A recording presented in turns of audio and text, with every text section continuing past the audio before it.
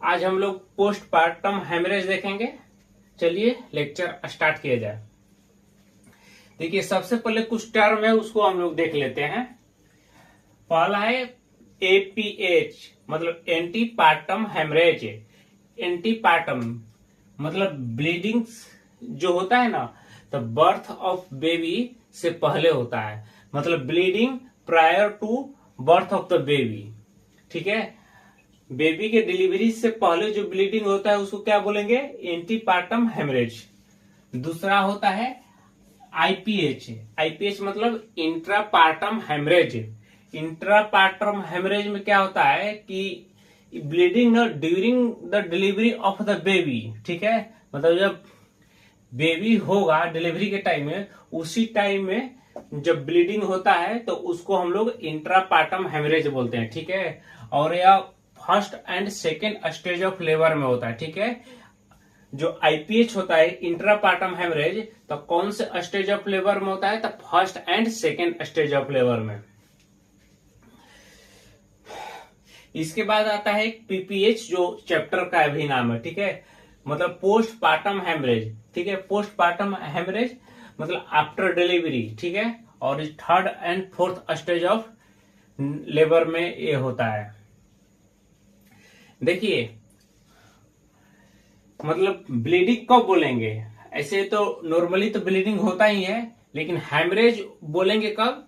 जब एक लेवल होगा और उस लेवल से थोड़ा ऊपर बढ़ेगा तब ना उसको हेमरेज बोलेंगे। मान लीजिए कोई भी चीज यहां तक है, ठीक है, यहां तक जा रहा है तो ठीक है, अगर इसके ऊपर गया तब हम लोग हेमरेज बोलेंगे। ठीक है, मतलब एक लिमिट होता है, उस लिमिट से अगर ऊपर बढ़िएगा तब हेमरेज बोला जाएगा। तो देखिए अगर डिलीवरी होता है, नॉर्मल वेजाइनल डिलीवरी होता है, तो उसमें क्या होता है कि लेस देन 500 ml ब्लीडिंग होगा। ठीक है, अगर 500 ml से कम ब्लीडिंग हो रहा है तो वो सोचिए नॉर्मल वेजाइनल डिलीवरी हो रहा है। ठीक है,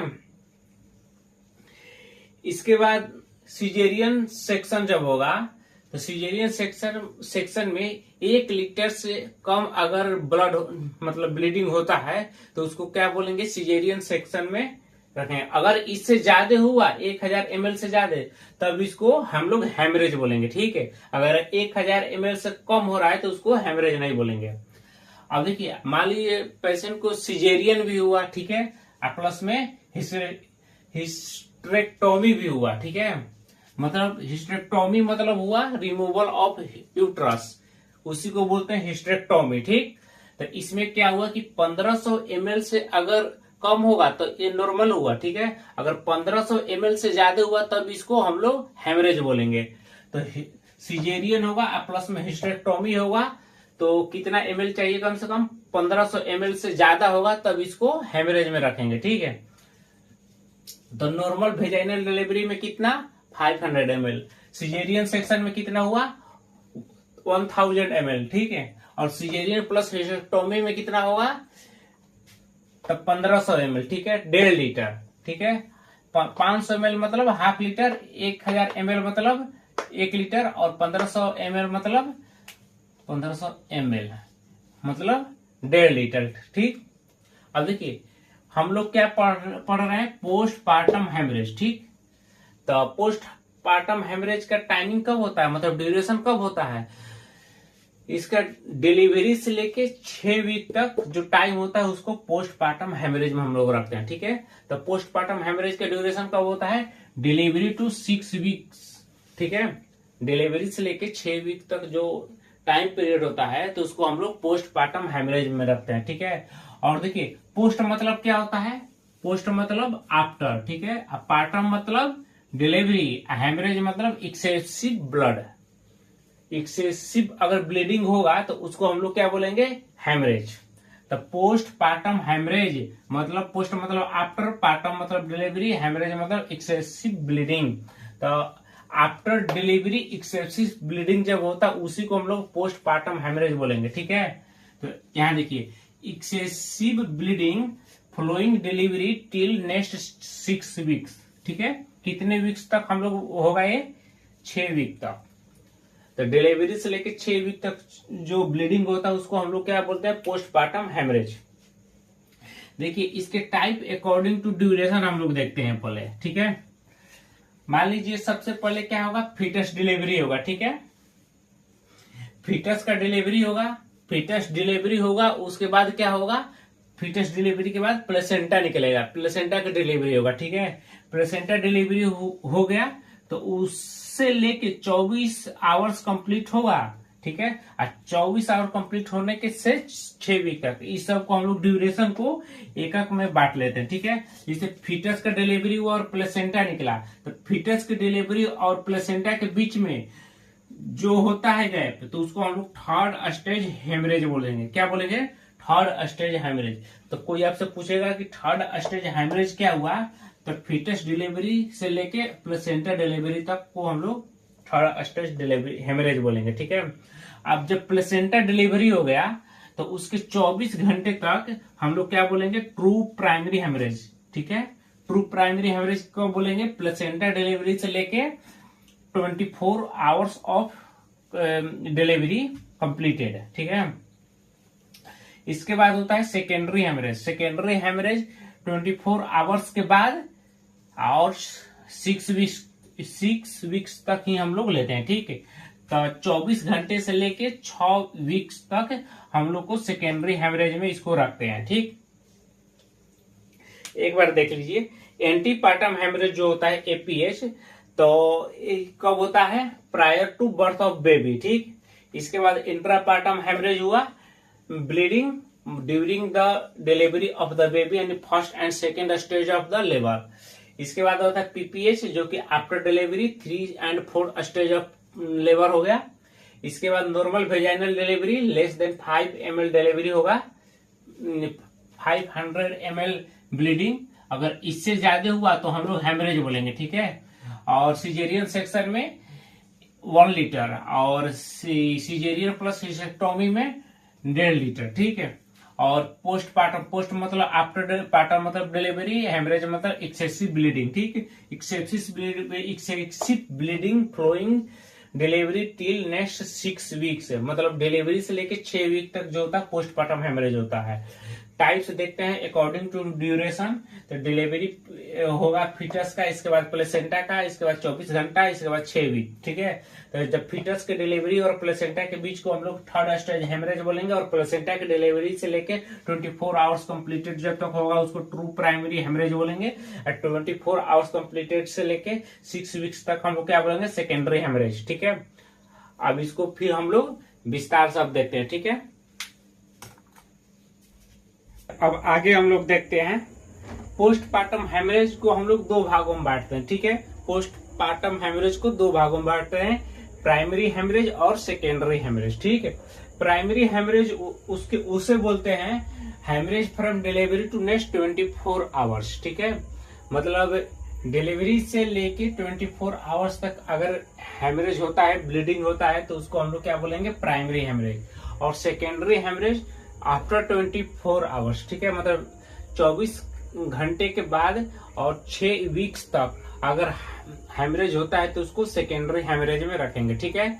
और प्राइमरी हेमरेज को हम लोग सब डिवाइड करते हैं 2 भागों में, ठीक है। थर्ड स्टेज हेमरेज और ट्रू प्राइमरी हेमरेज, ठीक है। अब देखिए थर्ड स्टेज हेमरेज जो होता है, थर्ड स्टेज हेमरेज ये क्या होता है कि haemorrhage before the expulsion of placenta, मतलब जब प्लेसेंटा एक्सपल्सन होता है मतलब निकलता है उससे पहले अगर हेमरेज होता है तो उसको थर्ड स्टेज हेमरेज बोलेंगे, ठीक है। मतलब before the expulsion of placenta जो हेमरेज होगा उसको थर्ड स्टेज हेमरेज बोलेंगे। इसके बाद होता है ट्रू प्राइमरी हेमरेज।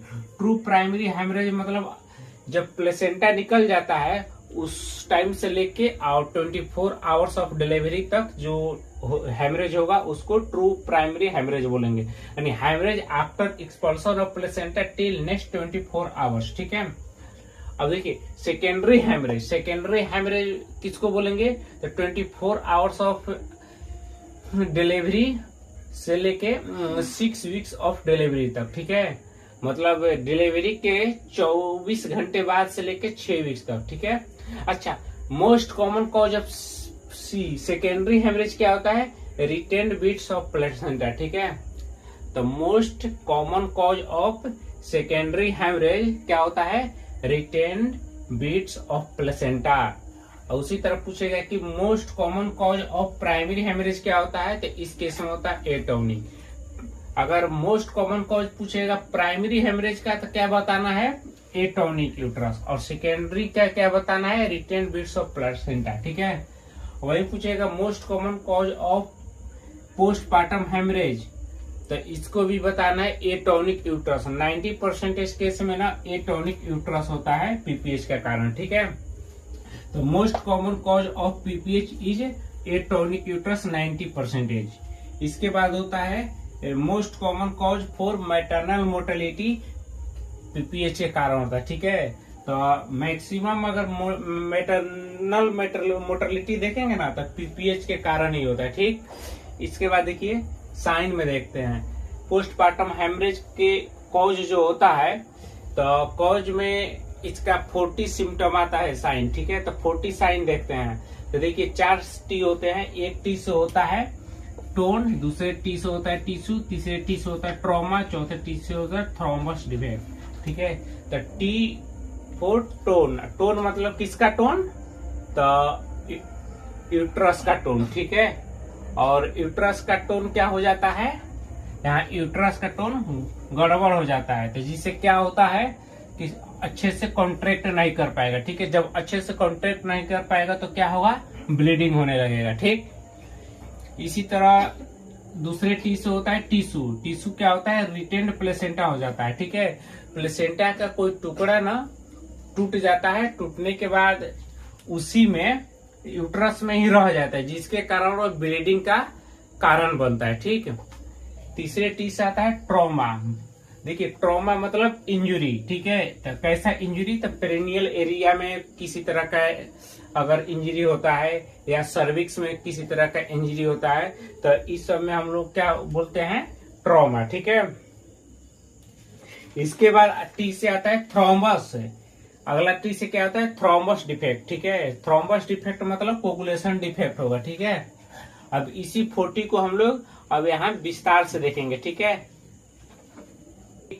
देखिए पीपीएच में क्या देखे थे, 40 साइन जो था, 40 साइन। ठीक है, 40 साइन। तो पहला टी से क्या था, पहला टी से था टोन। ठीक है, तो टोन क्या हो जाता है, डिक्रीज हो जाता है। किसका टोन डिक्रीज हो जाता है, तो यूट्रस का। ठीक है, तो यूट्रस का टोन इसमें क्या हो जाता है, डिक्रीज हो जाता है। ठीक, तो यूट्रस का टोन डिक्रीज हो जाता है, क्यों डिक्रीज हो जाता है, इसका क्या कारण है, तो इसका 3-4 कारण है, वो हम लोग देख लेते हैं। ठीक है, देखिए पहला कारण है ग्रैंड मल्टीपैरिटी। ठीक है, इसका ग्रैंड मल्टीपैरिटी मतलब क्या होता है कि अगर मोर देन 5 प्रेगनेंसी हुआ रहेगा ना तो उसको ग्रैंड मल्टीपैरिटी बोलेंगे।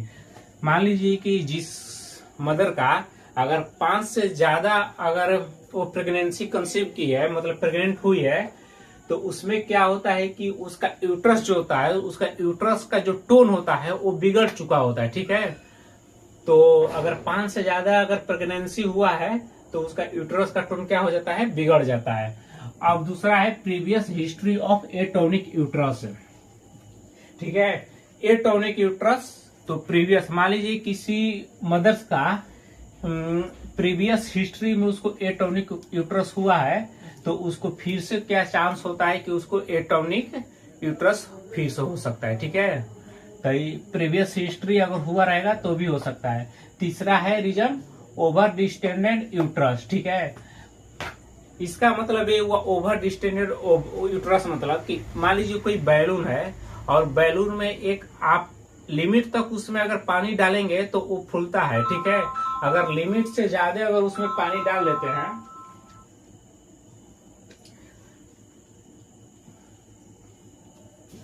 अगर लिमिट से ज्यादा आप उसमें पानी डाल देते हैं तो क्या होता है कि वो फट जाता है। ठीक है, तो यही होता है ओवर डिस्टेंडेड यूट्रस। ठीक है, यूट्रस भी एक तरह से गुब्बारा ही है मान लीजिए, तो ओवर डिस्टेंडेड यूट्रस हो जाता है। तो क्या ये भी इसका रीजन 2-3 रीजन है क्यों ओवर डिस्टेंडेड हो जाता है, जिस पॉलीहाइड्रोमियन से पॉलीहाइड्रोमियंस मतलब होता है कि एमनियोटिक फ्लूइड का ज्यादा हो जाना, ठीक है। तो पॉलीहाइड्रोमियंस मतलब क्या होता है, एमनियोटिक फ्लूइड का ज्यादा हो जाना। मान लीजिए पहले 1000 ml था, ठीक है, अब 1000 ml से ज्यादा चल गया, 2000 ml तक पहुंच गया, ठीक है।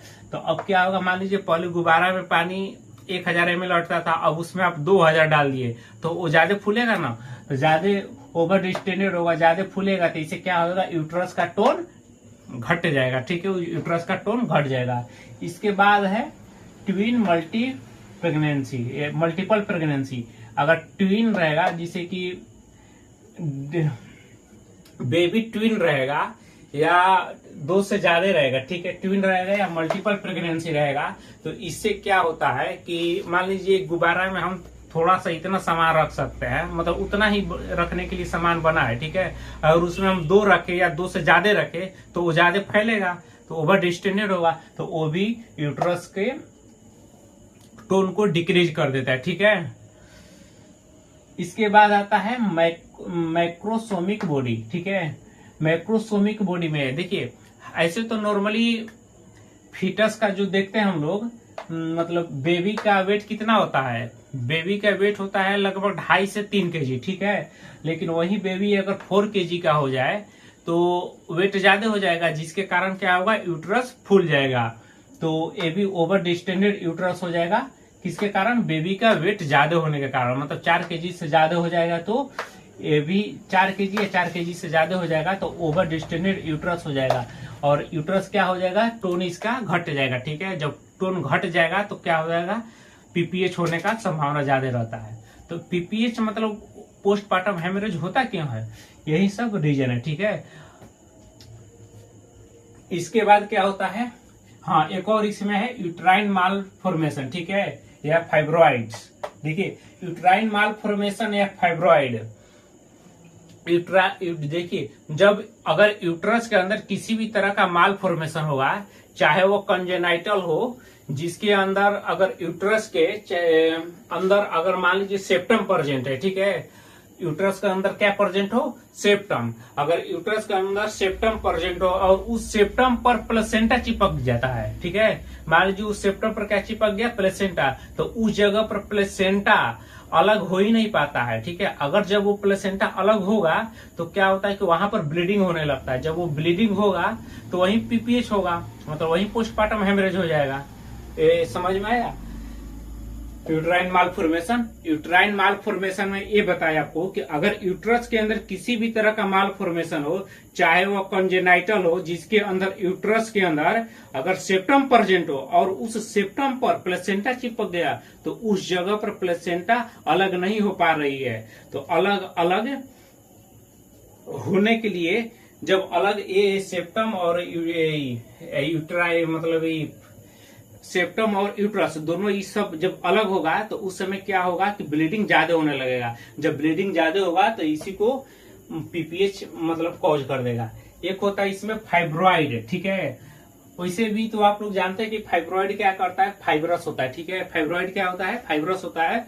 जो फाइब्रॉइड होता है ना, फाइब्रस, तो एक यूट्रस पे जाके चिपक जाता है, तो जिससे वो कॉन्ट्रैक्ट करने की कैपेबिलिटी मतलब खो देता है, ठीक है। मान लीजिए इसके ऊपर अगर फाइब्रॉइड चिपक गया तो ये कॉन्ट्रैक्ट तो नहीं कर पाएगा, तो इसीलिए फाइब्रॉइड जब आ जाता है कॉन्ट्रैक्ट नहीं होता। जब यूट्रस कॉन्ट्रैक्ट नहीं हुआ तो वहीं इसका टोन डिक्रीज हो जाएगा, टोन डिक्रीज हो जाएगा तो पीपीएच हो जाएगा, ठीक है।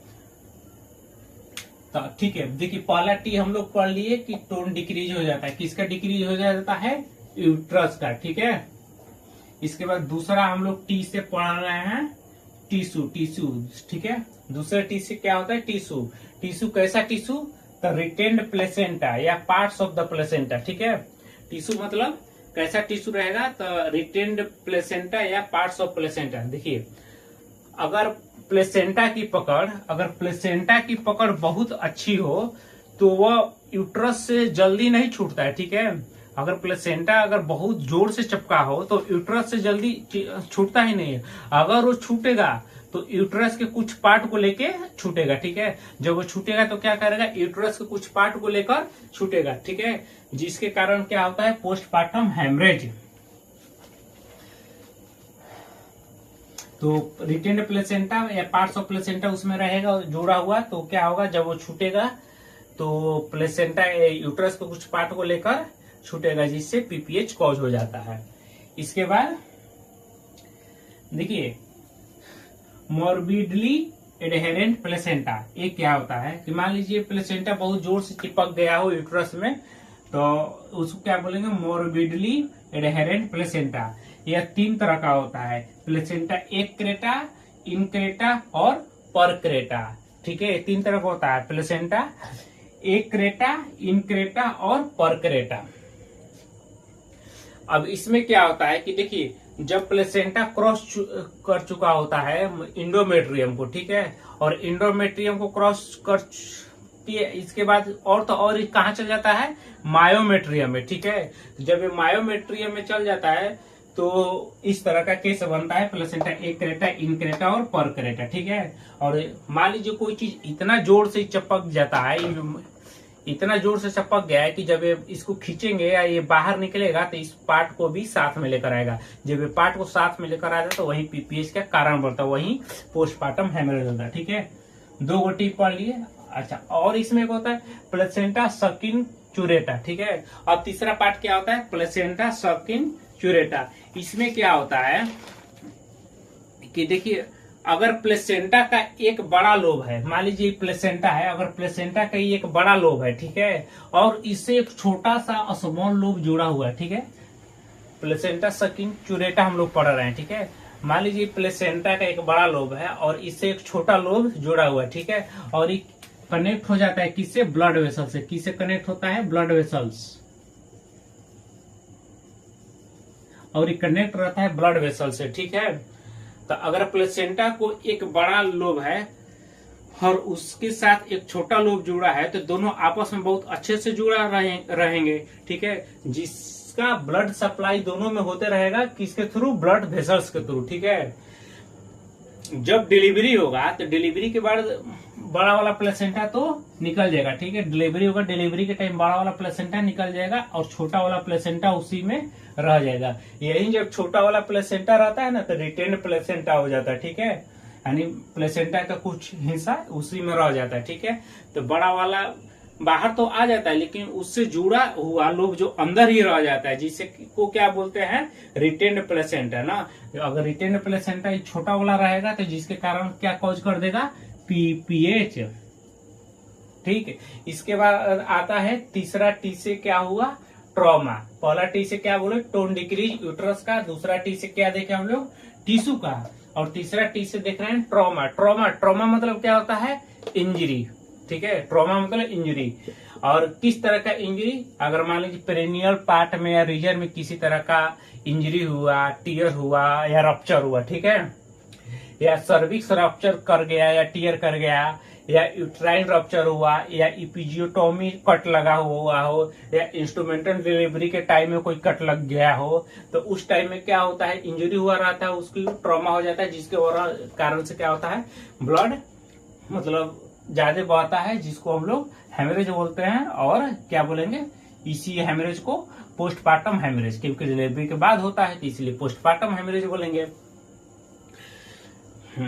देखिए मान ली आपने इपीजियोटोमिक कट लगाई, ठीक है, इपीजियोटोमिक कट लगाई मतलब बर्थ कैनाल में कट लगाई, इपीजियोटोमिक कट लगाई ना जी, इपीजियोटोमिक कट लगाई मतलब बर्थ कैनाल में कट लगाई। ठीक है, तो बर्थ कैनाल में जब कट लगाई तो हम भलवा को स्ट्रेच करेंगे ना, बर्थ कैनाल में, जैसे कि अगर लग गया कट तो हम कट लगाकर क्या करेंगे, भलवा को स्ट्रेच करेंगे। ठीक है, जब भलवा स्ट्रेच होगा तो इससे क्या होता है कि बच्चा आराम से बाहर आएगा। जब भलवा स्ट्रेच होता है तो बच्चा क्या होता है कि आराम से बाहर आता है। ठीक है, तो इसी को हम लोग क्या बोलते हैं, इपीजियोटोमिक कट। अगर मान लीजिए किसी कारणवश से इपीजियोटोमिक कट लगा है, यही किसी कारणवश से क्या कर दे, पीपीएच का कारण हो जाता है। ठीक है, तो अगर ज्यादा कट लग गया तो वो भी इपीजियोटोमिक कट में ज्यादा कट लग गया तो वो भी पीपीएच का कारण बनता है। दूसरी बात कि मान लीजिए इंस्ट्रूमेंटल डिलीवरी हो रहा है, कोई डिलीवरी हो रहा है, ठीक है, इंस्ट्रूमेंट से, और क्या हुआ, उसमें ज्यादा कट लग गया, ठीक है, तो वो भी पीपीएच का कारण बनता है।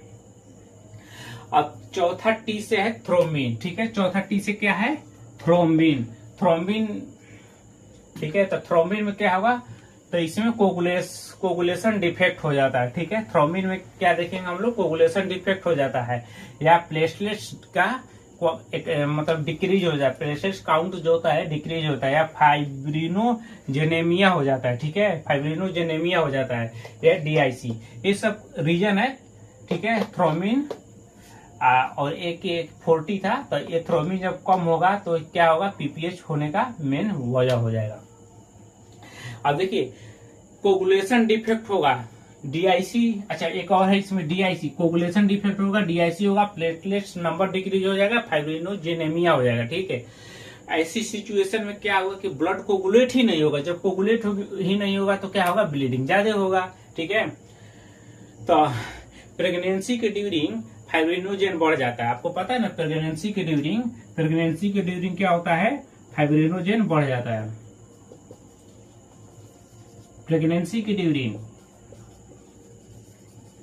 प्रेगनेंसी में फाइब्रिनोजेन बढ़ जाता है। प्रेगनेंसी खुद एक हाइपर कोगुलेबल स्टेट होता है, ठीक है।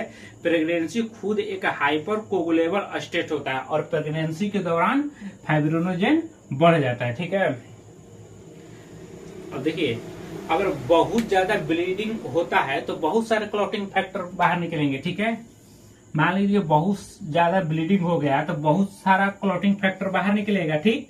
बहुत सारे जब क्लॉटिंग फैक्टर बाहर निकलेगा तो ब्लड में क्लॉट करने की कैपेबिलिटी कम हो जाएगा, क्योंकि क्लॉटिंग फैक्टर होगा ही नहीं, ठीक है। तो उस केस में क्लॉटिंग फैक्टर की कमी हो जाती है, जिससे कि जहां पर ब्लीडिंग हमको रोकना है वहां पर तो ब्लीडिंग रुक नहीं पाएगी। क्यों नहीं रुक पाएगी, क्योंकि हमारे पास क्लॉटिंग फैक्टर की कमी है, ठीक है। जब क्लॉटिंग फैक्टर की कमी रहेगा तो ब्लीडिंग रुकेगा नहीं है, जहां पर हम लोग को ब्लीडिंग रोकना है वहां पर रुकेगा ही नहीं, तो इससे क्या होता है कि वहां ब्लीडिंग होता ही रहेगा। इसी को DIC बोलते हैं, ठीक है। DIC मतलब ये होता है कि ब्लड में सारे क्लॉटिंग फैक्टर यूज हो जाते हैं, ठीक है। तो अब ब्लड में क्लॉट करने के लिए कोई फैक्टर बचेगा ही नहीं, ठीक है। तो ब्लड में जब क्लॉटिंग करने के लिए कोई फैक्टर बचेगा ही नहीं, तो अब ब्लीडिंग होगा तो ब्लीडिंग होते रहेगा, यानी क्लॉटिंग फैक्टर उसमें है ही नहीं, इसलिए ब्लीडिंग होते रहेगा, तो इसी को DIC बोलते हैं, ठीक है।